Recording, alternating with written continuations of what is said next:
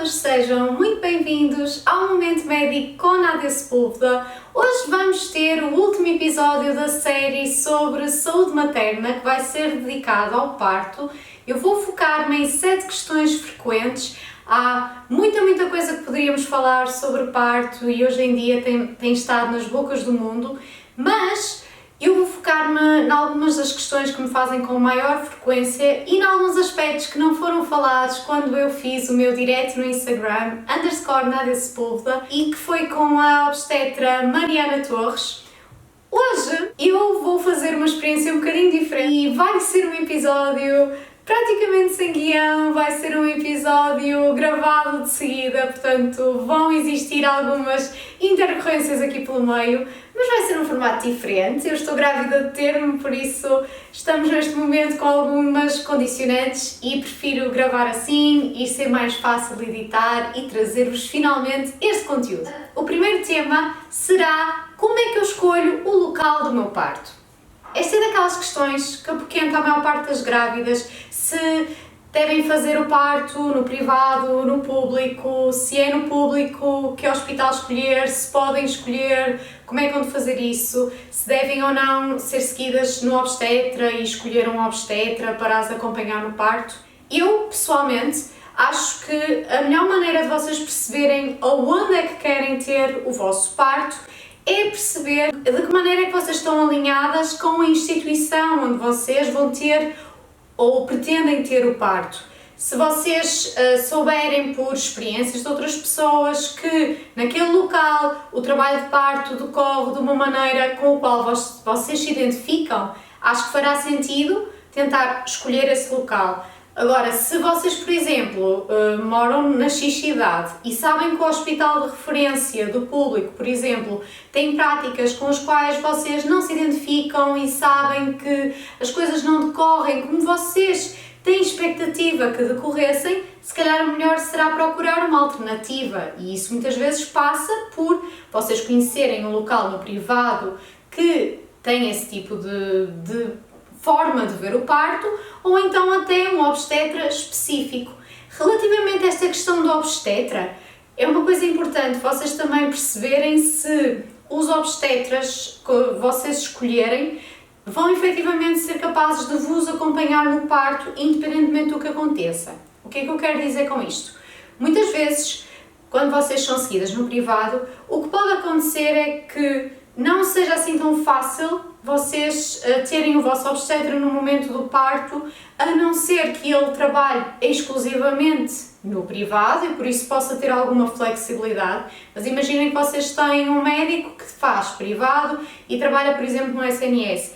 Ele não pode simplesmente abandonar um turno que esteja a fazer no SNS para vos ir assistir no privado. Portanto, isto são tudo questões que é muito importante vocês falarem com o obstetra que escolherem, se escolherem um obstetra específico.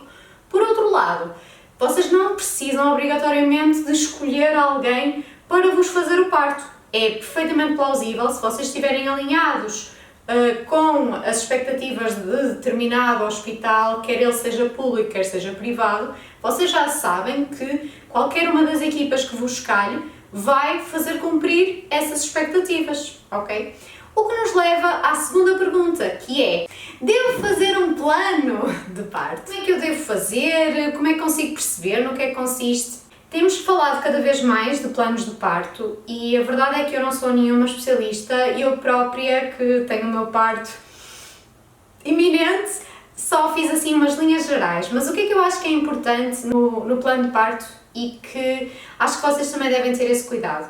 Perceber as etapas que acontecem, que decorrem num trabalho de parto e depois do parto, naquele período após o nascimento do bebê. O que é que para vocês pessoalmente sentem que é a vossa vontade, seria a vossa expectativa, e perceberem também, discutindo com o profissional de saúde, os pontos que lá estão, o que é que para vocês faz ou não faz sentido em termos de intervenções médicas, em termos de intervenções de enfermagem, mas para isso convém que vocês conheçam os termos, tenham esse conhecimento, não é vir assim do nada, pôr ali alguns termos, pegar num template da internet e pronto, este é o meu plano de parto, igual a não sei quantas pessoas, e até pode nem encaixar no vosso perfil, percebem? Não é chapa 5, nós somos todas diferentes, queremos coisas diferentes. E é muito importante discutir o plano de parto, não só uma vez, várias vezes, as vezes que forem necessárias, para vocês conseguirem perceber exatamente o que é que lá está, o que é que querem, o que é que querem exatamente pedir, o que é que querem exatamente solicitar e o que é que faria do parto uma experiência mais positiva para vocês. Em relação a uma questão que também me fazem com alguma frequência, que é se os planos de parto em Portugal são lidos, se são bem aceitos ou não. É assim, eu não tenho dados, obviamente, para vos dizer isso. A realidade que eu tenho vindo a ver é que cada vez mais é algo frequente, é algo que os próprios hospitais do SNS já começam a incentivar, alguns mais que outros, para já ainda estamos a habituar-nos, mas quanto mais mamães trouxerem um bom plano de parto para discutir na consulta com o obstetra, um plano que seja pessoal, que faça sentido para vocês, quanto mais mamães fizerem isso, mais os médicos e mais os serviços vão estar habituados a esta nova realidade. Terceira pergunta. Então, estamos aqui a falar de parto, mas quais é que são os sinais de que o parto está próximo ou do início do trabalho de parto? No final da gravidez, basicamente, começamos a preparar o nosso corpo para o momento da expulsão do bebê, isto se for um parto vaginal. O que o nosso corpo faz é começar a treinar, fazendo aquelas contrações que se chamam de treino, não é? Que são as Braxonics, e que basicamente são uma forma de começar a preparar o útero, de começar a fazer algum apagamento a nível do vosso colo do útero e começar assim a iniciar o processo. Elas podem começar bastante cedo, portanto não se assustem. A verdade é que elas são perfeitamente inofensivas, não conseguem iniciar um trabalho de parto, ok? Para isso são contrações de outro tipo. Mas a verdade é que são cada vez mais frequentes na fase, no término da gravidez. Por outro lado, outra coisa que também sugere que o parto possa estar próximo, assim há alguns dias ou até algumas horas, depende um bocadinho das senhoras, é a saída do chamado rolhão mucoso. E o rolhão mucoso mais não é do que uma espécie de tampão, de rolha, que nós temos a proteger o nosso colo do útero durante a gravidez, até para proteger o bebê de possíveis infecções. O nosso organismo é muito inteligente. E basicamente, quando está na hora do bebê começar a preparar-se para sair por aquela via, se tudo correr de forma espontânea, esse rolhão tem que sair, está ali a mais. Ao mesmo tempo que isso acontece, há também um apagamento do colo do útero. O colo do útero tem um determinado comprimento, tem uma determinada espessura e para o bebê passar por lá, ele tem basicamente que se extinguir, que ficar fino. Nesse contexto, pode acontecer no final da gravidez algum sangramento, portanto, um corrimento assim meio, um rosa assim meio clarinho, um raiado de sangue e o próprio rolhão pode ser muco, mas o muco pode estar um bocadinho acastanhado, pode ser também com este sangue rosadinho, é sinal de que provavelmente o parto também estará próximo. Por outro lado, muitas vezes também é perceptível que a barriguinha, que estava um bocadinho mais alta, desce um bocadinho. Algumas mamás notam-se mais que outras. Nas mamás que já tiveram filhotes, provavelmente esta descida vai se notar mais. Porquê? Porque os bebés que já são, portanto, de uma mamã que já teve partos, acaba por encaixar, normalmente na bacia, antes de iniciar o trabalho de parto, ao passo que numa mamã, que seja o primeiro parto que vai ter, normalmente a descida por norma só acontece no próprio trabalho de parto, ok? As contrações também se vão tornando cada vez mais frequentes e quando estamos a falar de trabalho de parto propriamente dito, estamos a falar já de uma fase que nós dizemos que é uma fase latente, que é a fase em que está a começar a extinguir-se o colo, está a começar a ocorrer aquilo que nós chamamos da dilatação do colo do útero e as contrações já estão a começar, ok? Vocês podem perfeitamente ter os sinais todos e enquanto ainda não tiverem estas contrações que são de trabalho de parto e que são regulares, não vai haver um parto espontâneo sem isto acontecer, ok? Interessa sobretudo a questão das contrações serem eficazes para expulsar o bebê da sua casa de 9 meses, na maior parte dos casos. O que é que por vezes acontece, e é aquilo que em termos cinematográficos se vê mais, que é o trabalho de parto começar com rompeu a bolsa e agora vai começar o trabalho de parto e vai ser tudo rápido e assim. Bom, podemos ter dois cenários. Podemos ter uma ruptura da bolsa que seja antes das contrações começarem e nesse caso isto acontece em 6 a 20% das mulheres e sabemos que destas mulheres 70% vai iniciar o trabalho de parto espontaneamente em 24 horas. Muitas vezes quando nós temos uma ruptura e já passaram as 24 horas, é comum haver uma indicação para indução de parto, aqui pela questão da infecção, porque no fundo temos uma via aberta para o bebê, para contaminar o líquido com bactérias e pode haver esse risco. A ruptura da bolsa pode acontecer no início do trabalho de parto, antes das contrações uterinas, estas de trabalho de parto propriamente ditas, ou então já no decorrer das contrações regulares que fazem parte de um trabalho de parto habitualmente. Em relação ao trabalho de parto em si, que é a quarta questão, o que é que acontece afinal num parto? Temos basicamente a fase da dilatação, que é aquela fase em que o colo do útero tem de ficar lisinho, extinto, para deixar passar o bebê por ele. O bebê não consegue atravessar um colo do útero que esteja fechado e não consegue passar um colo do útero a não ser que ele tenha a dilatação de 10 cm que permite a cabecinha do bebê passar. E no fundo essa é a primeira fase do parto. Depois temos a fase propriamente dita da expulsão, que é quando o bebê atravessa a pelve da mãe e sai cá para fora.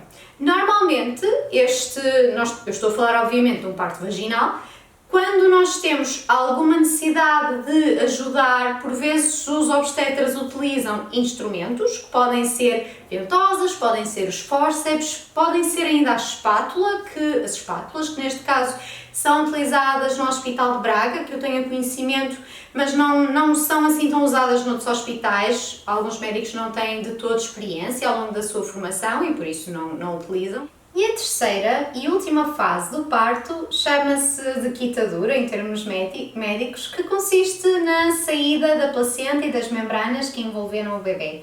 Durante este processo, portanto, desde o início do trabalho de parto até à expulsão da placenta, podem decorrer várias horas, não é tão rápido como parece nos cinemas. No entanto, também não é uma coisa de dias. Habitualmente, numa primeira gravidez, estamos a falar de 8 a 12 horas de trabalho de parto e numa grávida que já tenha tido partos anteriores, normalmente são 6 a 8. Claro que isto depois há extremos e há pessoas que têm partos um bocadinho mais longos, um bocadinho mais rápidos, mas no geral é isto que acontece. O mais importante é que vocês tentem na fase latente, que é a fase em que começam aquelas contrações regulares, começa a existir uma maior duração em termos de contrações, passam de ser contrações de poucos segundos para contrações mais sustentadas, de 30 a 45 segundos, 1 minuto de duração, começam a ser mais intensas, já não são aquelas contrações de treino, sabem? Já são contrações eficazes para tentar realmente levar o bebê pelo seu percurso. E nesta fase latente pode ser muito importante vocês incorporarem certas técnicas para alívio da dor.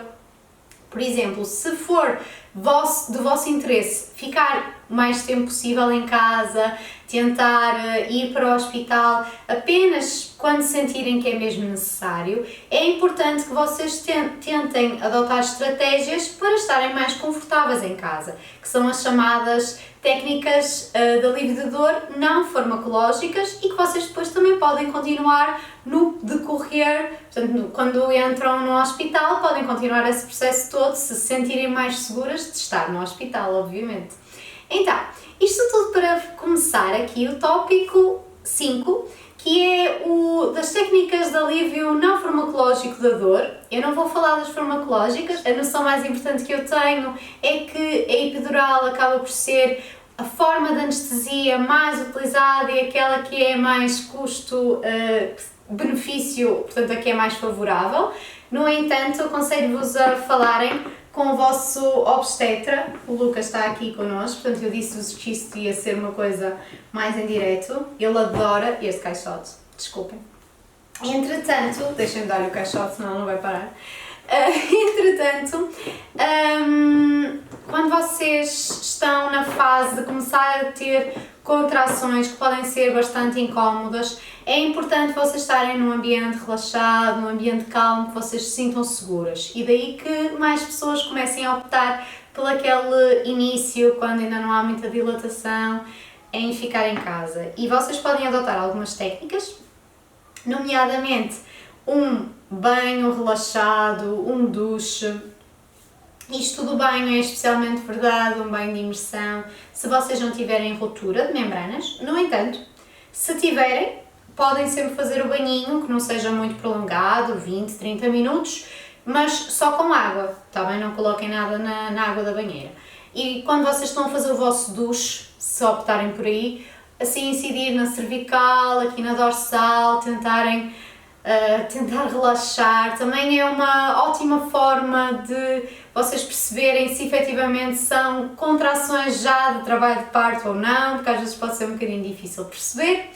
E por outro lado, vocês podem também colocar uma música que gostem, podem fazer, por exemplo, colocar daqueles packs a aquecer e aplicarem um quentinho no fundo das costas ou até mesmo no fundo da barriga. Cuidado, não coloquem nada diretamente. Podem fazer exercícios de alongamento e relaxamento na bola de pilates. Nos intervalos entre as contrações, vocês também podem aproveitar para utilizar a bola de pilates para exercícios de tentativa assim, de ajudar o encaixe do bebê, tá bem? Eu vou falar mais sobre isso no meu Instagram, ok? Porque acho que é uma coisa muito engraçada e vocês até a partir das 34, 35 semanas, a não ser que haja alguma contraindicação médica, até podem começar a fazê-los e são exercícios que também relaxam muito, ajudam aqui à mobilidade pélvica, porque no fundo é esse o segredo para um parto vaginal bem sucedido. Por outro lado, vocês também podem fazer técnicas de meditação, podem fazer yoga, há também pessoas que fazem aquilo que se chama o hipnoparto, que aprendem especificamente técnicas de hipnose. Eu não tenho formação específica e também não fiz nenhum curso nesse sentido, portanto só vos posso dizer que existe. Por outro lado, outras coisas que também costumam ajudar são massagens a nível da lombar. Eu própria já tenho um diagramazinho com sugestões de movimentos para dar depois ao Diogo no meu trabalho de parto, a ver se ele consegue fazer, assim usarem um óleozinho de amêndoas doces e terem um momento de relaxamento. A sexta pergunta é: quando é que devemos ir para o hospital? Então, esta pergunta é muito pessoal, porque de grávida para grávida esta resposta vai ser diferente. E o que é importante vocês terem noção é: há determinados sinais que são de alarme e que, quando surgem, vocês devem deslocar-se com alguma urgência para o hospital. Por exemplo, se vocês tiverem febre, se vocês tiverem uma hemorragia ativa, uma hemorragia de sangue vivo, convém irem para o hospital. Se no líquido amniótico, se tiveram ruptura, viram também sangue, se ele estava escurecido com bastante sangue, também é importante irem para o hospital.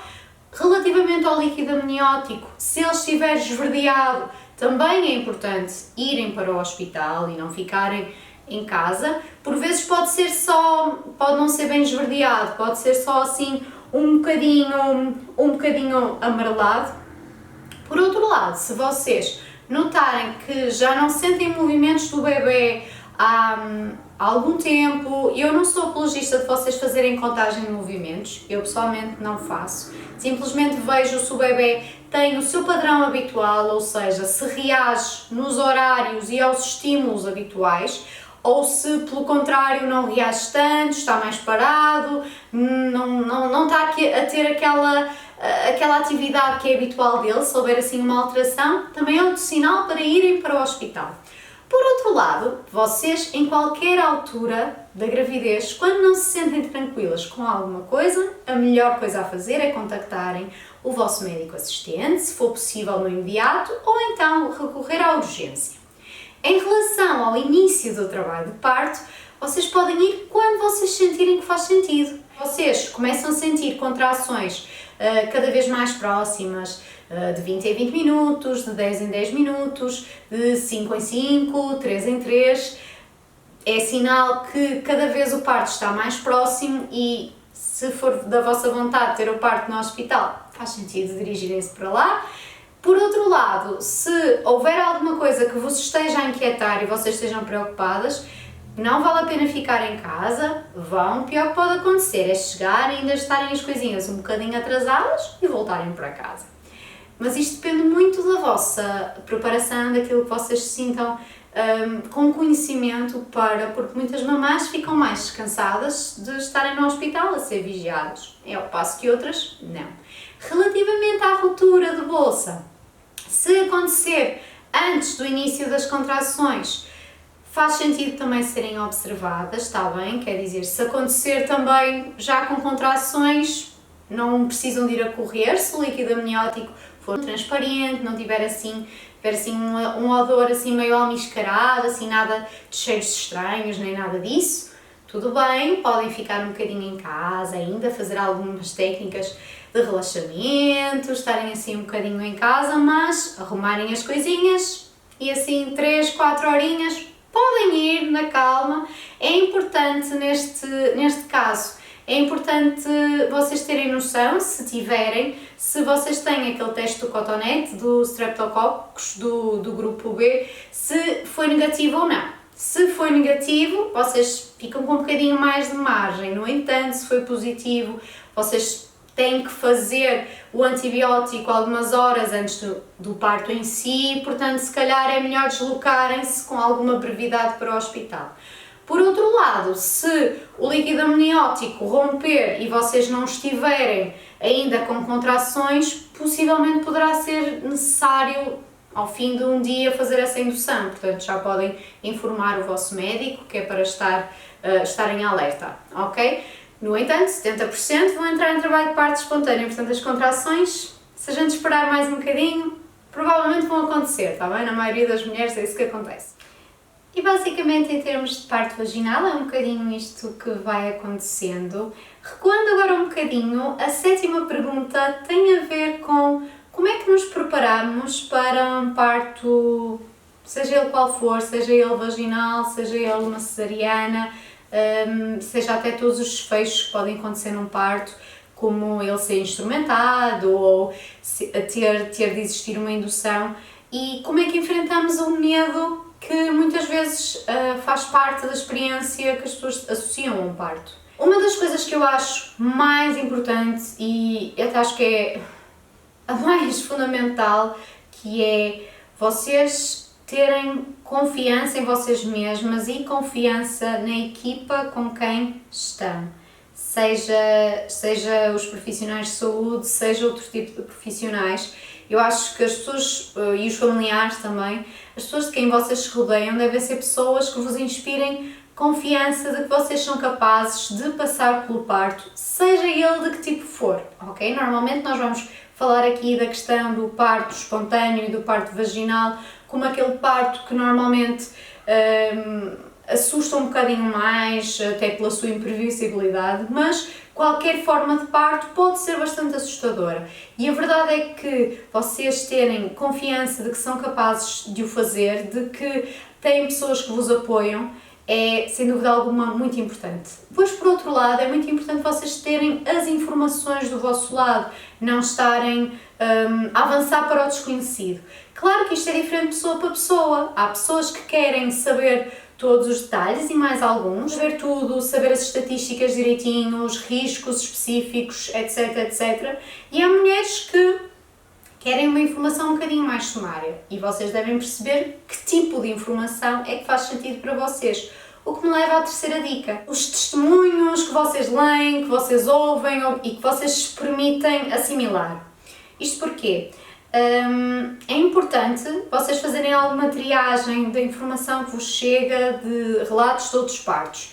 Claro que vocês, quando estão a tentar escolher, se for possível, o local onde vão ter o parto, é importante vocês saberem como é que estão a decorrer as experiências de outras mulheres nesse local, claro que sim, mas a verdade é que a experiência de alguém que teve um parto há 30 anos em X hospital não vos vai acrescentar muito, e muitas vezes o que acontece é que familiares e amigos contam-vos histórias e muitas vezes as pessoas têm tendência a contar mais o negativo e a valorizar mais os aspectos negativos. Eu até fiz uma sondagem no meu Instagram e constatei que a maior parte das pessoas percepcionava o parto como algo doloroso, negativo, dos testemunhos que tinha. Portanto, eu estava a falar de pessoas que nunca tinham passado por um parto.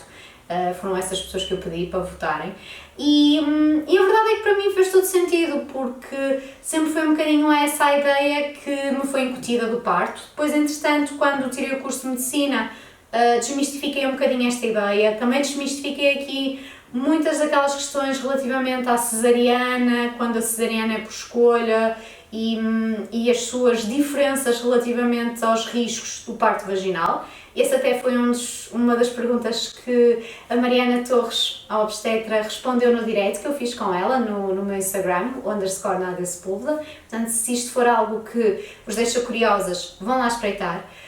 Relativamente às experiências de parto, cada experiência é única, cada mulher é única, a maneira de ser da mulher é única, as expectativas com que ela vai para o parto, com que ela foi para o parto são únicas.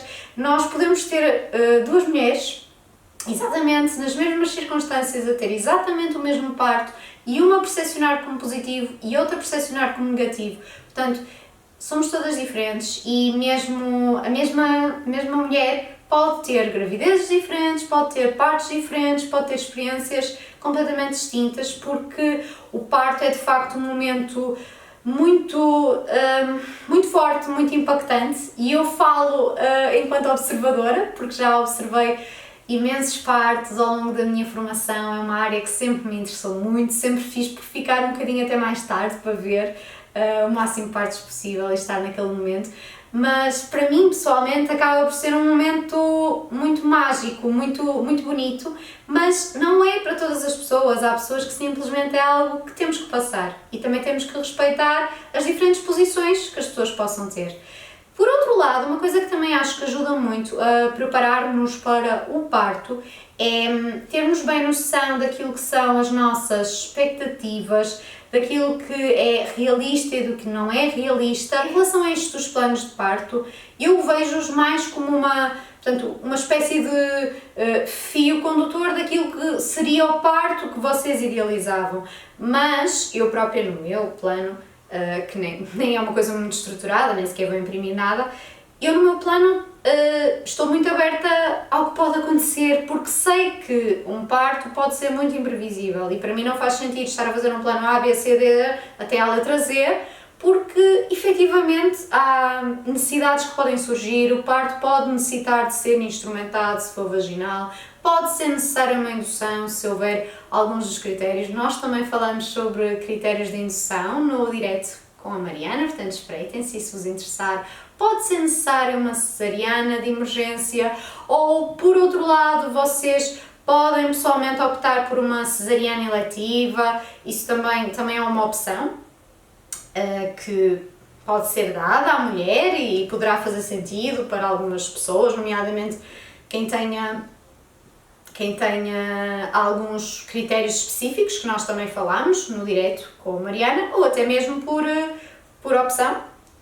Embora eu acho que aí é super importante vocês terem noção clara das diferenças, de riscos e estarem muito bem informadas, porque escolher uma determinada opção por medo ou por desconhecimento de outras opções, ou por não terem a informação toda, também acho que não é a melhor maneira de vocês decidirem. Acho que deve-se decidir com todas as informações que vocês quiserem na mesa.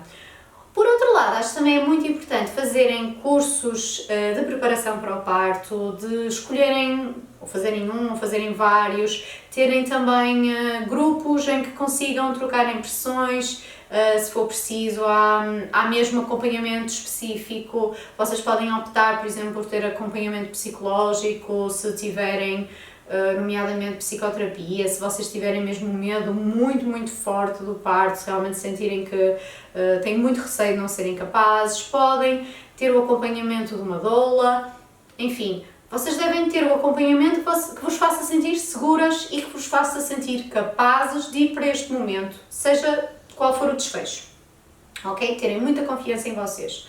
Depois, em termos físicos, em termos de preparação para o parto espontâneo, vaginal neste caso, há certas coisas que podem ajudar, mas eu gostaria de descansar um bocadinho as mamás no aspecto em que há coisas na nossa natureza que nós nunca vamos conseguir controlar.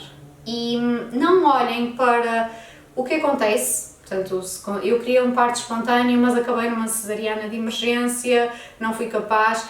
Não olhem para isto assim, não olhem para isto com culpas, não olhem para isto como uma incapacidade do vosso corpo. O vosso corpo foi capaz de uma enorme maravilha só de chegar até aqui e a forma como o bebê sai ou a forma como a gravidez termina é só uma pequena gota e não determina nada do vosso valor enquanto mulheres. Ou se vocês não queriam epidural e afinal não conseguiram suportar a dor, precisaram, não se culpem, a mulher é sempre um ser excelente a culpar-se e, a sério, não, por isso é que eu acho importante também medirem um bocadinho as expectativas, não irem com demasiado peso emocional em cima do que é que vocês achavam que era o parto que ia acontecer e o parto que acontece, está bem? Porque há muita imprevisibilidade aqui. E nisto perdi-me um bocadinho, estava eu a dizer, em termos físicos, algumas coisas, desculpem, que podem ajudar em termos de um parto vaginal espontâneo. Já vim a falar da massagem perineal, também já falei com a fisioterapeuta Ana Fernandes num direto no meu Instagram, _Sepúlveda, e a massagem perineal basicamente é uma tentativa de melhorarmos a elasticidade dos tecidos do períneo para tentar evitar ao máximo lacerações que sejam graves. E a verdade é que os estudos têm demonstrado que isso ajuda, de facto. Se vocês quiserem mais informações sobre isso, consultem o meu Instagram, está bem? Basicamente é uma massagem que se faz mais assim próxima do término da gravidez e que é suposto, de massagem não tem assim muito, é suposto ser mesmo assim uma espécie de estiramento que vocês podem fazer vocês mesmas ou o vosso companheiro. Eu pessoalmente acho que comecei a perceber melhor qual era a dinâmica do movimento quando fiz uma consulta de avaliação do pavimento pélvico e a fisioterapeuta me explicou, portanto também é algo que eu recomendo que façam, uma avaliação do vosso pavimento pélvico ao longo da gravidez ou várias se for preciso, até no sentido de minimizar o risco de vocês terem incontinências, quer sejam urinárias, quer sejam fecais, de terem alguma questão aqui em termos de o problema contrário, não é o relaxamento excessivo, mas uma contração excessiva, e isso pode ser tudo trabalhado ao longo da gravidez para melhorar a experiência no parto e no pós-parto. Por outro lado, outras coisas que também são interessantes são vocês manterem alguma atividade física, se não houver nenhuma contraindicação para isso e se for algo que vocês gostem. Porquê? Porque é muito importante vocês manterem alguma capacidade física, mesmo em termos cardiovasculares, uma simples caminhada basta, mas é importante que vocês estejam em boa forma cardiovascular, porque os partos, sobretudo se forem um bocadinho mais prolongados, podem ser muito intensos. Vocês vão necessitar de muita energia, muita força, e se vocês estiverem preparadas fisicamente para isso e não estiverem excessivamente cansadas, se estiverem a dormir bem, se forem descansadas para o parto, a coisa corre sempre melhor. Por outro lado, também há aqueles exercícios, como referi, da bola de pilates que têm a ver com tentar ajudar o posicionamento do bebê e encaixar-se, e inclusivamente a Mariana Torres falou-me de uma página muito interessante relativamente a isso, que é o Spinning Babies, que até tem a ver com os bebés que estão pélvicos, portanto que não estão com a cabecinha para baixo, para tentar ajudar a virar. Portanto, os exercícios têm sempre alguma limitação, mas obviamente que mal não faz e é sempre bom estarem ativos. Relativamente à bola de pilates, é importante também para a questão da mobilidade pélvica e até mesmo no início do trabalho de parto para aquele encaixe assim mais definitivo para tentarmos guiar um bocadinho o bebê, para darmos aquela abertura que é necessária. Tudo isto para dizer, no entanto, que nós já estamos, em teoria, prontas e aptas pela natureza a ter um parto espontâneo e vaginal. Foi assim que fomos desenhadas. Claro está que há exceções e há várias exceções que nós colocamos no sentido de minimizar os riscos, porque como sabemos, na natureza, quando temos partos, muitas vezes ocorrem desfechos menos felizes e nós, com a evolução da medicina, queremos que todos os desfechos sejam o mais felizes possível para a mamã e para o bebê e por isso é que muitas vezes intervimos mais um bocadinho. No entanto, claro que vocês têm que ir para o parto com a ideia de que, ok, foi para isto que foi desenhada do ponto de vista ginecológico, do ponto de vista obstétrico, e não tem que ir com medo, tem que ir com confiança em mim e também aceitar que há coisas que não vou controlar, mas que vamos dar o nosso melhor e aceitar o desfecho que aconteça e fazer por isso. E pronto, acho que é um bocadinho esta a mensagem.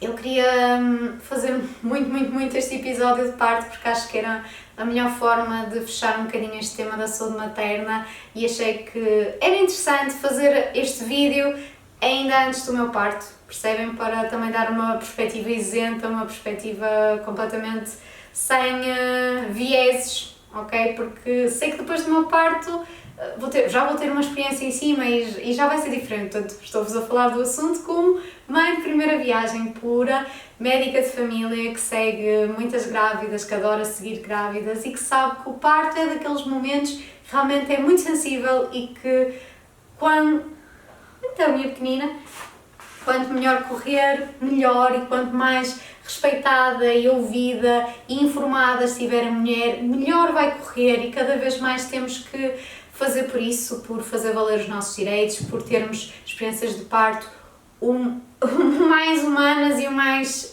próximas daquilo que idealizamos possível, dentro das limitações, obviamente. Obrigada por assistirem, espero que gostem. Eu, entretanto, devo fazer uma série de diretos no meu Instagram, _Nádia Sepúlveda, a falar um bocadinho mais sobre estes temas, mas de uma forma ainda mais descontraída, porque isto hoje também foi assim uma forma meio descontraída de fazer um momento médico.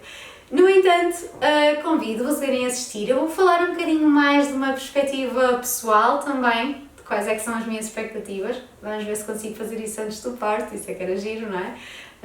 E depois, se calhar, contrapor isso com a experiência que vou ter, não é? E vamos ver como é que será. Um grande beijinho a todas as pessoas que estão desse lado, quer estejam grávidas, quer não estejam, queiram simplesmente saber mais um bocadinho sobre parto. E conto convosco num próximo tema, provavelmente agora sobre pós-parto. Beijinhos!